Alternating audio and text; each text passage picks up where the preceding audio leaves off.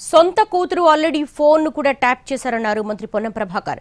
BRS కార్యకర్తల నిరసనలు చూస్తుంటే ఆశ్చర్యం కలుగుతోందన్నారు.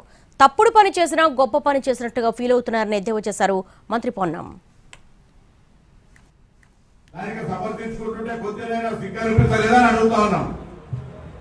ప్రతిపక్ష పార్టీలు అధికారులను వదిలిపెట్టి కుటుంబ సభ్యులను సైతం టెలిఫోన్ ట్యాపింగ్ చేయడం అనేటువంటిది ఏ నైతికత అని అడుగుతా ఉన్నాం. ఇలా అవన్నీ వదిలిపెట్టి ఇలా సాగుతాలు చెప్పుకోవడం ద్వారా చేసిన తప్పు సాగుతుంది, చట్టం దాన్ని ప్రభావితమై నేను వదిలిపెడుతుంది అనుకున్న పొరపాటు.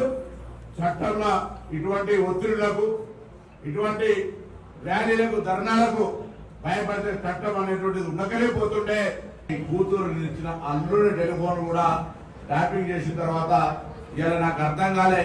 రాజకీయ పార్టీలో తప్పకుండా రాజకీయ పార్టీల నాయకులు కొరకు చర్యలు కొడతారు, స్వాగతాలు చెప్తారు, కానీ ఇటువంటి తప్పు పని చేసిన తర్వాత కూడా అది గొప్ప పని చేసినట్టుగా, దానికి ఏదో పెద్ద ఈ దేశ స్వాతంత్రం కోసం పోరాడినట్టుగా వాళ్ళకు స్వాగతం చెప్తూ నిరసన చెప్తుంటే నాకు ఆశ్చర్యం అనిపిస్తుంది.